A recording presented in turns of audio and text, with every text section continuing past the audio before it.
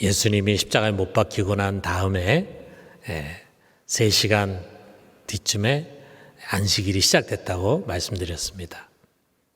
그리고 이제 안식일이 24시간이니까 저녁 6시에 끝나겠죠. 근데 그때는 이미 어둑어둑해져 가지고 무덤에 갈 수가 없죠. 그러니까 이제 하룻밤 지나고 그 다음날 새벽이 됐습니다. 아직 날이 환히 밝아오지도 않은 약간 어둑한 가운데서 벌써 막달라 마리아는 무덤을 향해서 갔습니다. 자, 요한복음에서는 막달라 마리아 혼자 간 것처럼 이렇게 설명을 하는데 우리 복음서마다 이 부분이 조금씩 달라요. 마태복음에 보면은 이 막달라 마리아와 또 다른 마리아가 워낙 많잖아요. 또 다른 마리아가 같이 갔다 그렇게 돼 있고, 마가복음에 보면 그 또 다른 마리아가 누군가를 설명합니다. 야고보의 어머니 마리아 같이 가면서 거기에 또 한 사람이 덧붙여지는데 살로메라고 하는 여인이 또 같이 갔다. 누가복음은 이름이 안 나오고 여인들이 같이 갔다 이렇게 설명을 하고 있습니다. 자, 그들이 간 것은요, 예수님의 시신에 향품을 바르기 위한 거예요. 잔뜩 준비하고 갔습니다. 그런데 가면서 다 고민하는 거예요.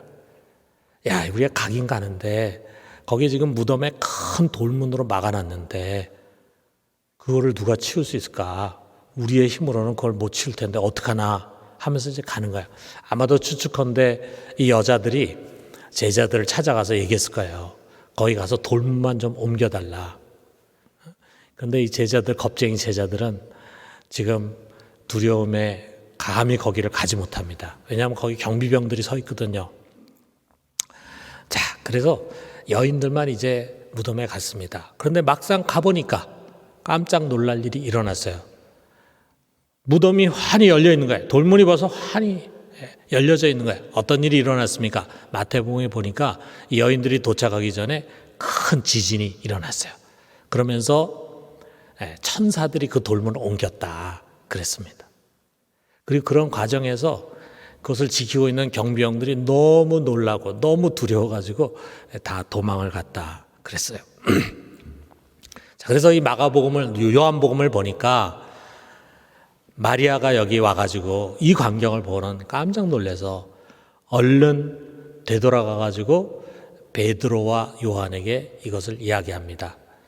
무덤문이 열려 있습니다. 이렇게만 얘기하는 것이 아니라 우리 주님의 시신을 누군가 가져갔습니다.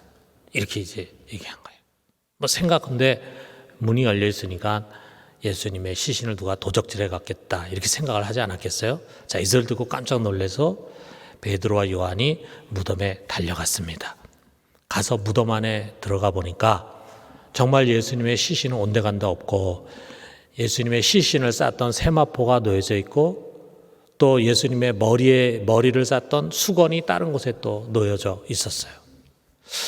아마 이 두 사람은 생각했을 거예요. 이상하다. 예수님의 시신을 가져갔으면은 이 세마포에 싼 채로 가져갔을 텐데 왜 이게 이렇게 벗겨져 있을까? 답은 내지 못했겠죠. 자, 그런데 여기 요한복음을 보니까 요한이 이것을 믿게 됐더라 이런 표현이 있습니다. 여기서 요한이 믿었다라고 하는 것은 예수님이 부활했구나 이걸 믿었다는 게 아니고 그들에게 이야기를 한 막달라 마리아의 말이 사실이라고 하는 것을 이제 믿게 됐다 그런 뜻이에요. 요한은 오히려 그 당시에 자신과 베드로의 믿음의 상태에 대해서 이렇게 9절에서 표현하고 있습니다. 거기 보니까 그들은 여기 베드로와 요한을 가르치죠. 성경에 그가 죽은 자 가운데서 다시 살아나야 하리라 하신 말씀을 아직 알지 못하더라. 그러니까 아직 그들은 예수님이 부활하고 뭐하고 하는 것에 대한 생각이 전혀 없었다라고 하는 것을 말해줍니다. 자, 그래서 이 베드로와 요한은 돌아갔어요. 그런데 마리아는 예수님의 시신이 지금 없어진 가운데 자기가 여기를 떠날 수 없다고 생각하는 거예요. 그래서 그 무덤 앞에서 그가 울고 있습니다. 정말 슬프고도 서러운 눈물이죠. 어떻게 이런 일이 일어날 수가 있습니까? 여러분, 막달라 마리아는 정말 예수님을 존경하고 예수님 사랑하고 믿고 따르던 분이었어요. 그런데 그 예수님, 누구보다도 의롭고 거룩하고 존귀하신 분이 어느 날 갑자기 붙들려 가더니 죄인이 돼가지고 그것도 십자가에서 사형을 당하시는 거예요. 그 십자가 사형장에 막달라 마리아는 예수님의 어머니 마리아와 또 사도 요한과 함께 같이 갔잖아요. 거기서 십자가 위에 매달린 예수님을 봤는데 그 모습은 정말 다시는 생각하고 싶지 않을 만큼 처참한 모습이었습니다. 자, 그런데 마침 그래도 아리마대 사람 요셉이 나서가지고 예수님의 시신을 거두고 이 좋은 무덤에 모셔서 참 다행이다 생각을 했어요.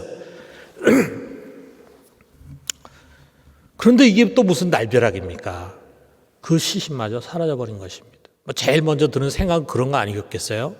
경비용까지 지키고 있었는데 아마도 예수님을 몹시 증오하는 유대인들이 경비용하고 짜고 예수님의 시신을 가져가서 어디서 그 시신을 훼손하고 있지 않을까. 별의별 생각이 막 들었겠죠. 참 이 참담하고 민망스러운 일 앞에서 울음밖에는 나오지 않았을 것입니다. 훌쩍훌쩍 또 서럽게 우는 그 모습 우리가 상상할 수 있지 않아요? 자, 그러다가 이 마리아가 무덤 안을 들여다보는데 거기에 두 사람이 보이는 거예요. 천사들이지만 아마 날개가 없이 그냥 사람 모양으로 있었던 것 같습니다. 천사들이 묻습니다. 13절에 보니까 여자여 어찌하여 우느냐? 왜 우느냐? 그랬더니 대답합니다. 사람들이 내 주님을 어디로 가져갔습니다. 어디로 가져갔는지 모르겠습니다. 라고 대답을 했어요. 그리고 뒤를 돌아보니 거기 또 한 사람이 서 있는 거예요. 마리아는 그가 동산직인 줄 알았어요. 근데 그가 예수님이었어요. 자, 예수님이 마리아에게 또 묻습니다. 15절에 보니까 여자여 어찌하여 울며 누구를 찾느냐. 마리아는 예수님 전혀 알아보지 못하고 동산지기로 생각하면서 당신이 만약에 그 시신 둔 곳을 안다면 저에게 좀 얘기해 주십시오. 제가 좀 모시고 가겠습니다. 이렇게 얘기를 합니다. 그때 예수님이 그녀를 부릅니다.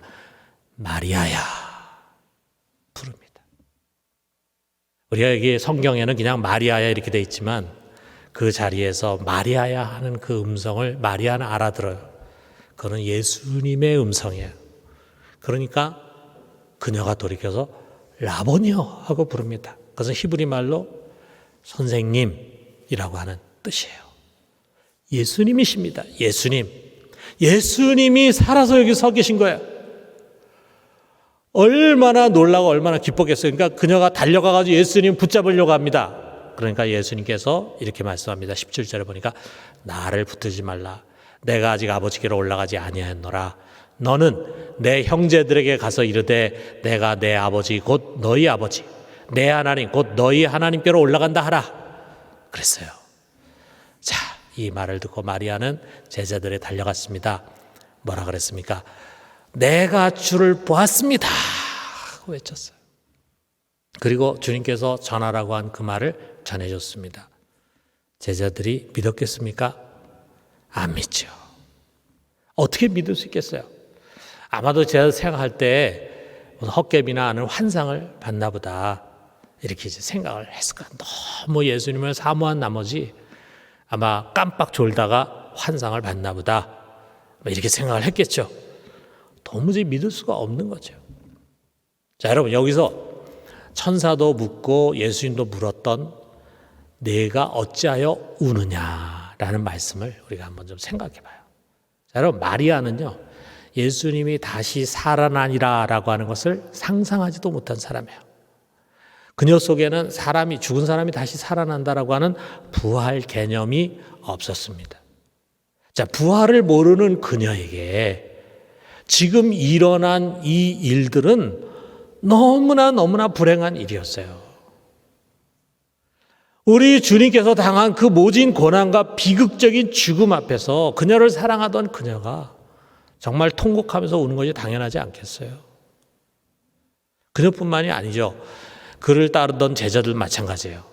자, 우리 누가복음에 보면은 엠마오로 가는 두 제자를 예수님 만나는데 거기에 그들의 모습을 표현했어요. 그들의 얼굴에 슬픈 빛을 띠고 있었다 그랬어요. 슬펐어요. 그들이 쫓던 주님께서 이렇게 비참하게 죽었다는 그 사실 자체가 너무 슬펐어요. 다락방에 숨어 있었던 다른 11 제자도 마찬가지 아니었겠어요? 그들 속에 슬픔, 분노, 두려움, 절망이 뒤섞인 감정으로 가득 차 있었을 것입니다. 정말 모든 것이 다 뒤죽박죽이 돼버린 거죠. 뭐 이걸 어떻게 이해하고 해석하고 소화하고 받아들여야 할지 아무도 몰랐을 거예요. 자, 그런데 그런 마리아에게 부활하신 주님이 나타나셨어요. 엠마오로 가는 두 제자에게도 나타나셨어요. 다락방에 숨어있던 제자들에게도 나타나셨어요. 죽었던 예수님이 다시 살아서 돌아오신 것입니다. 처음에 아무도 안 믿었죠. 그런데 나도 만났습니다, 나도 봤습니다 하는 사람이 여기저기 들려올 뿐만 아니라 예수님이 친히 다락방에서 나타나셔가지고 제자들을 만나서 그들과 대화하고 그들 서로 만지고 음식도 같이 먹고, 자, 그러니까 그들이 부활을 처음에 믿지 못했는데 이제 부활을 보고 듣고 인정하고 믿고 받아들이는 순간 그들에게 모든 것이 다 180도 변했습니다. 주님께서요, 이 믿지 못하는 자들을 책망하면서 그들에게 부활의 의미를 일깨워 주십니다. 누가복음 24장 25절에서 26절 보니까 미련하고 선지자들이 말한 모든 것을 마음에 더디 믿는 자들이요, 그리스도가 이런 고난을 받고 자기 영광에 들어가야 할 것이 아니냐, 이것입니다. 그리스도께서 고난을 받으신 이유는 그가 힘이 없어서 어쩔 수 없어서 받은 그런 것이 아니라 부활의 영광에 들어가기 위한 것이었다 이거예요.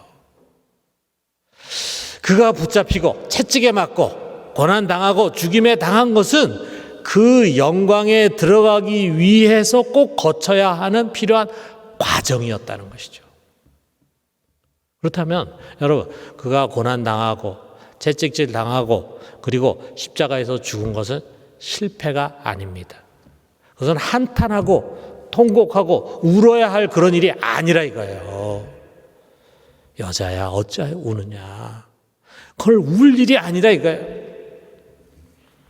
그거는 불행도 아니고 슬픈 일도 아닙니다. 도리어 영광을 향해서 가는 승리의 여정이었어요. 그래서 예수님 부활하신 것입니다.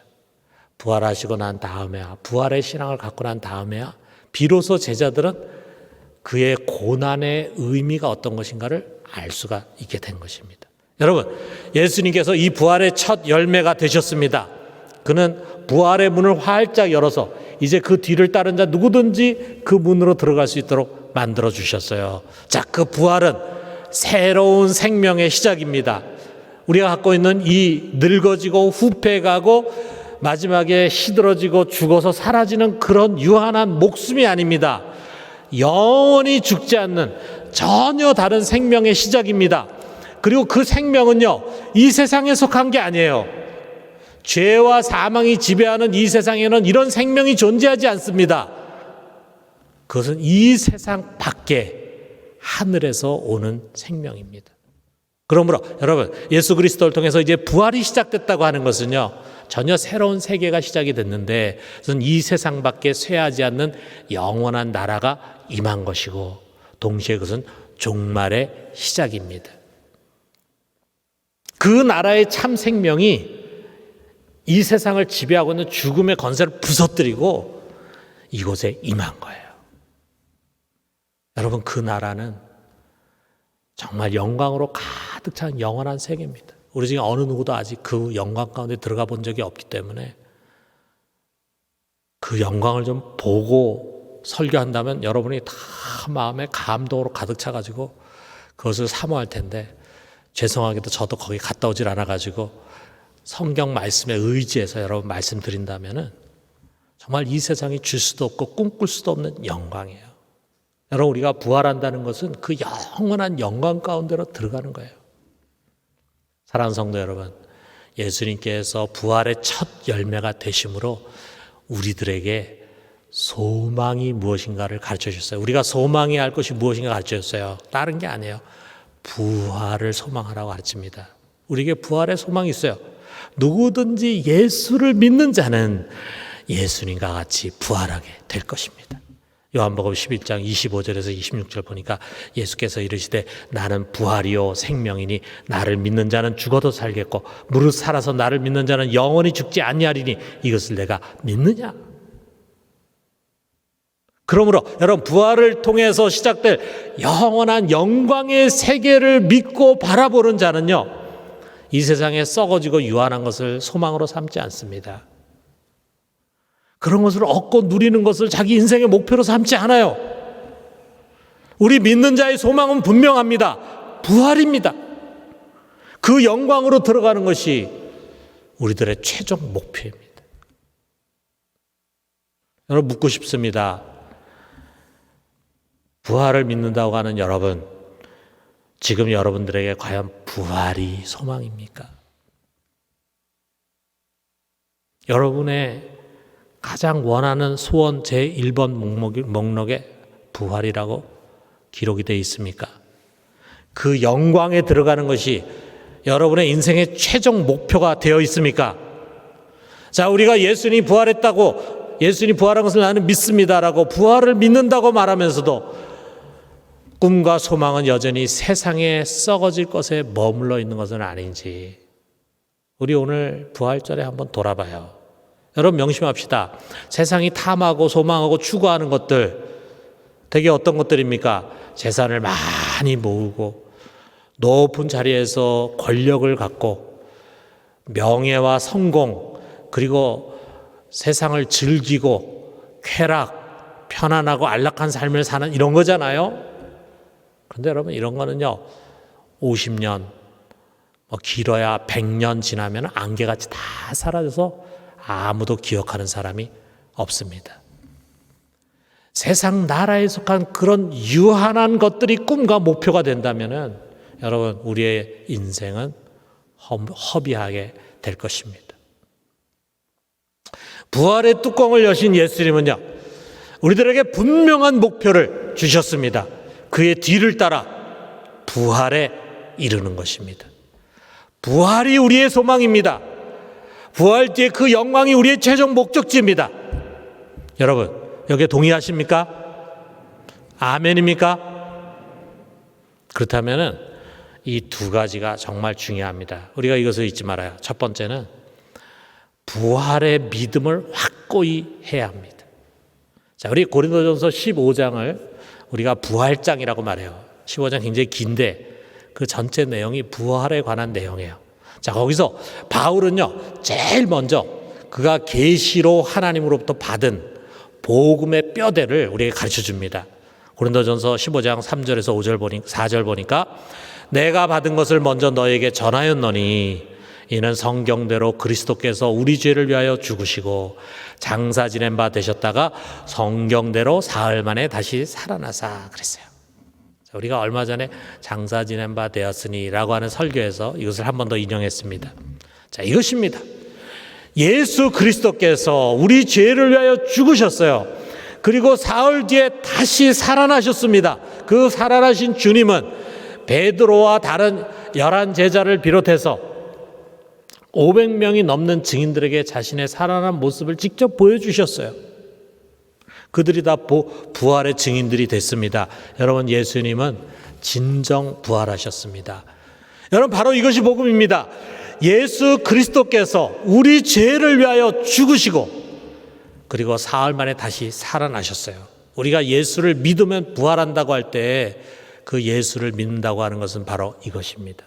그의 대속의 죽음과 부활입니다. 여러분 이것을 믿어야 합니다. 우리 다른 것 없어요. 오직 이 믿음이 우리가 부활할 수 있는 조건입니다. 사랑하는 성도 여러분, 평생 이 믿음 잃지 않고 잘 간직하고 그래서 마지막 날에 부활의 영광에 들어갈 수 있게 되기를 주님의 이름으로 축원합니다. 자, 두 번째로는 주의 일에 더욱 힘쓰는 자들이 되라 그랬어요. 여러분 부활을 믿지 않는 사람들, 부활이 없다고 하는 사람들, 그 사람들의 삶의 철학이 어떤 것이겠어요? 자, 고린도전서 15장 32절에서 33절의 것을 잘 가르치고 있습니다. 죽은 자가 다시 살아나지 못한다면 내일 죽을 터이니 먹고 마시자 하리라.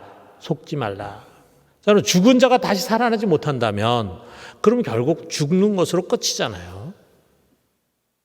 내일 죽으면은 그 오늘의 삶이 끝이잖아요.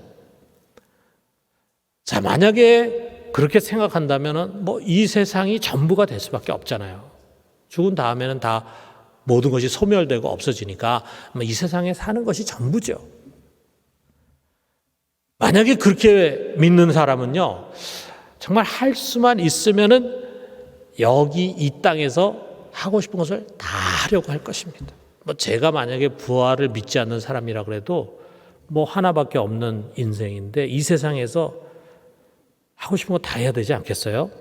이 세상에서 행복해야 되고 이 세상에서 누릴 거 다 누려야 되고 이 세상에서 즐길 거 다 즐겨야 되고 이 세상에서 또 성공해야 되고 당연하지 않습니까?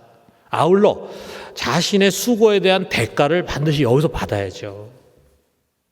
죽으면 그만인데 내가 열심히 일했다면 그 일한 대가를 여기서 받아야 되고 내가 착한 일을 해서 선행을 했다면 선행의 대가도 받아야 되고 또 내가 섬겼다면 섬김의 대가를 받아야죠. 그것을 물질로 보상받을 수도 있고 또는 명예나 칭찬으로 보상받을 수도 있고 뭐 유형이라든지 무형이라든지 어쨌든 여기 이 땅에서 다 받아야 된다 생각하지 않겠어요? 받아야 됩니다. 내가 수고하고 땀 흘린 것에 대한 대가는 여기서 다 받아야 됩니다. 그게 인생의 철칙이죠. 그렇지 않겠습니까?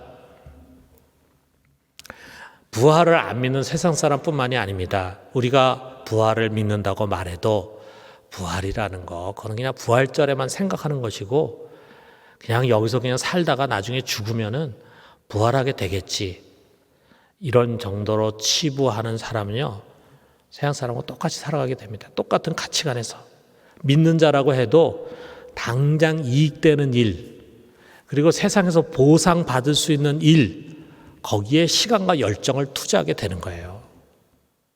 그러면 어떻게 됩니까? 주의 일은 뒷전이 됩니다. 왜 그렇습니까? 주의 일은요 이 세상에서 보상받는 일이 아니기 때문에요. 우리가 주님의 일을 열심히 한다고 해서 세상 영광이 찾아오는 거 아닙니다. 우리가 주님의 일 열심히 한다고 해서 사업 잘 되고 돈 많이 벌고 성공하고 그러는 거 아니잖아요. 그렇게 가르치는 사람도 있어요. 우리가 주님의 일 열심히 하고 주님께 많이 헌신하면은 하나님 복을 주셔가지고 세상에서 잘 되게 된다. 이 세상에서 우리가 그 보상을 받는다라고 하는 가르침을 주는 사람이 있어요. 이게 기복신앙이거든요. 여러분 이것은 십자가와 부활신앙과는 다른 이야기입니다.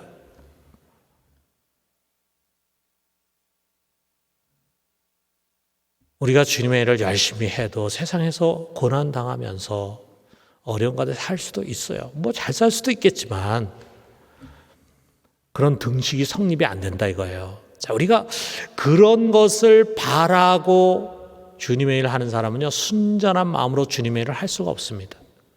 그렇기 때문에 땅의 일을 우선한 사람은요 주님의 일을 할 수가 없습니다. 한때 자기 동기를 가지고 열심히 해요. 자기 나름대로 교회 일을 한다라고 할 때 자기 동기가 있어. 그 동기 가지고 열심히 하다 그 동기가 사라지게 되면은 뒤로 물러서고 눈에 보이지도 않아요. 하던 일 다 내려놓습니다. 그리고 그 동기는 대부분 땅에 속한 거예요. 여러분, 그렇다고 해서 주님의 일에 아무 보상이 없는 것이 아닙니다.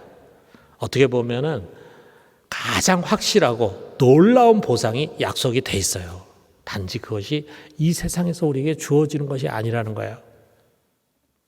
여러분 부활의 날, 그 영광의 날, 우리가 주님을 위해서 수고한 것에 대한 상이 반드시 있을 것입니다. 그것은 우리가 한 수고에 대해서 세상에서 받는 상보다도 훨씬 더 크고 값진 상이에요. 일시적인 것이 아니라 영원한 상입니다. 만약에 우리가 수고한 것에 대해서 이 세상에서 보상을 받지 못했다면은 우리가 부활의 영광에 들어갈 때 더 큰 상을 받게 될 것입니다. 우리가 수고한 것에 대해서 세상에서 만약에 다 받았다면은 그것에 상이 없을 거예요. 주님의 가르치심입니다. 그러므로 여러분, 바울은 이 부활장 고린도전서 15장의 제일 마지막에서 이렇게 결론을 짓습니다. 고린도전서 15장 58절에 보니까 그러므로 내 사랑하는 형제들아 견실하며 흔들리지 말며 항상 주의 일에 더욱 힘쓰는 자들이 되라. 이는 너희 수고가 헛되지 않은 줄 알미라. 너희 수고 헛되지 않아. 세상에서 너희가 그것을 못 받는다고 해서 낙심하지 마. 흔들리지 말고 포기하지 마. 너희 수고는 반드시 기억되고 영광의 나라를 반드시 받게 돼. 그러므로 너희가 흔들리지 말고 주의 일에 더 힘쓰는 자 돼야 된다. 이것이 결론이라 이거예요. 여러분, 부활 소망은요, 우리에게 세상을 바라보는 전혀 다른 눈을 갖게 해줍니다. 여기서는 고난이 실패가 아니에요. 수고한 것에 대한 보상을 얻지 못하는 것이 손해나 억울한 일이 아니에요. 우리가 뭐 교회 안에서도 그렇고 때론 세상에서도 그렇고 자기가 많이 노력하고 많이 헌신하고 했는데 그거 안 알아주면 굉장히 섭섭하게 생각하고 억울하게 생각하잖아요. 그게 아니라 이거죠. 도리어 참된 부활신앙은 그 큰 영광에 들어가기 위해서 이 세상에서 고난의 과정을 선택해요. 세상에서 보상을 받으려고 하질 않아. 왜 그렇습니까? 먼저 우리 그리스도께서 부활의 영광에 들어가기 위해서 많은 고난을 자취하셨거든요. 그리고 그의 제자인 사도 바울도 부활에 이르기 위해서 그리스도의 고난에 참여함을 알려하노라 이렇게 말했거든요. 그래서 그는 그리스도의 남은 고난을 기쁨으로 감당했거든요. 그 모든 것의 가장 근원적인 원인과 목적은 부활에 이르고 싶다. 그 부활의 영광을 내가 누리고 싶다. 바로 그것이거든요. 여러분, 그 영원한 영광을 진정 사모하는 자는 그리스도께서 우리를 위해서 남겨두신 고난, 복음을 위한 고난, 주님의 일을 위한 수고를 기꺼이 감당하려고 할 것입니다. 왜냐하면 그것은 주 안에서 결코 헛되지 않기 때문이에요. 반면에 이 세상에서의 쉬운 길, 편한 길, 잠시 낙을 누리고 일시적인 영광을 얻는 그런 길을 택하지 않을 것입니다. 왜? 그것은 언젠가 안개와 같이 사라져버리고 후회되는 일이기 때문입니다. 사랑하는 성도 여러분, 우리 주 예수 그리스도께서 부활하셨습니다. 그리고 그 주님을 믿는 자는 반드시 부활하게 될 것입니다. 여러분, 그 부활에 우리의 삶에 초점을 맞춥시다. 부활의 소망이 우리 가슴속에 살아있게 합시다. 그 소망이 너무나 강렬해서 이 세상 소망이 우리 속에 힘을 잃게 합시다. 우리가 바라는 부활의 영광이 너무나 황홀해서 세상 영광이 우리 속에 시시하게 느껴지게 그렇게 합시다. 우리 모두가 다시금 부활 신앙으로 잘 무장할 수 있게 되기를 주님의 이름으로 축원합니다.